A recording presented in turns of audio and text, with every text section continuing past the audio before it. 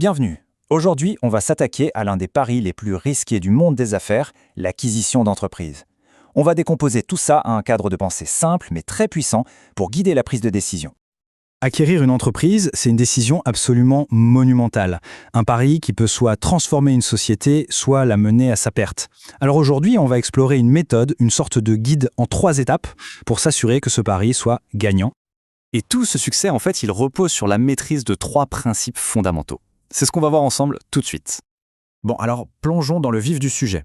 Il faut imaginer ces principes comme les 3 pieds d'un tabouret. Si un seul d'entre eux vient à manquer, eh bien, tout l'édifice s'effondre. C'est aussi simple que ça. Le tout premier principe, c'est le moteur de toute acquisition réussie, la création de synergies. C'est littéralement ce qui donne sa raison d'être à toute l'opération. Et attention, c'est souvent là que l'excès d'optimisme peut faire dérailler le projet avant même qu'il ait commencé. La synergie, ce n'est pas juste un mot à la mode qu'on met dans des présentations. C'est le fameux principe du 1 + 1 = 3.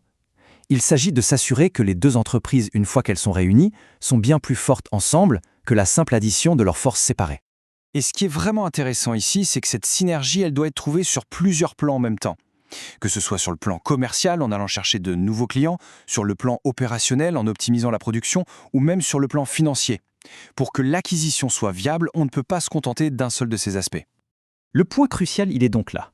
Si on ne peut pas identifier des synergies claires, tangibles, mesurables, alors la discussion devrait s'arrêter net. C'est en quelque sorte une condition non négociable. Allez, passons au deuxième pilier. Si la synergie, c'est le moteur, eh bien il faut bien du carburant pour le faire tourner. Ce carburant, c'est la création de valeur. La valeur, c'est donc le carburant de notre moteur. Ça représente la santé financière et le potentiel de croissance de l'entreprise qu'on souhaite acquérir. Ça peut paraître évident, mais c'est un principe qui est parfois oublié quand la fascination pour une marque ou une technologie prend le dessus sur la rigueur financière.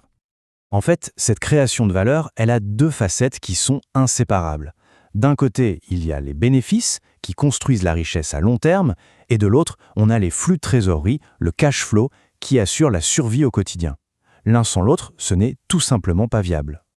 La conclusion est simple, elle est directe. Une cible d'acquisition doit être par elle-même une machine à générer de la valeur. On n'achète pas un problème en espérant pouvoir le résoudre plus tard.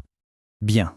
Maintenant qu'on a le moteur, la synergie, et son carburant, la valeur, il nous faut le dernier élément, qui est absolument crucial, l'équilibre. C'est tout l'art de trouver l'adéquation parfaite entre les 2 entreprises. L'équilibre, ça garantit que l'accord est à la fois réaliste et mutuellement bénéfique. C'est une sorte de garde-fou contre les acquisitions trop faites.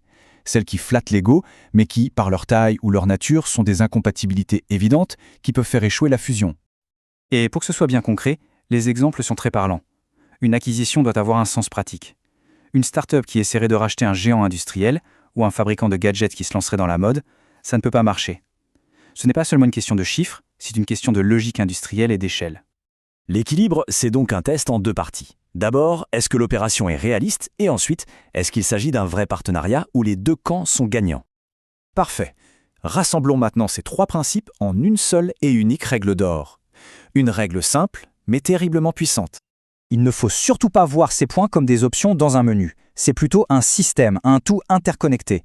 Une checklist où absolument chaque case, sans exception, doit être cochée. Voilà le message central à retenir. Si un seul de ces 3 piliers est un peu fragile, ce n'est pas un petit problème, c'est un signal d'alarme et très clair.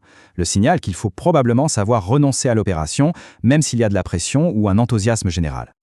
Ce cadre de pensée apporte beaucoup de clarté, c'est sûr, mais il soulève aussi une question plus profonde sur ce qui, dans une acquisition, relève de l'art et pas seulement de la science.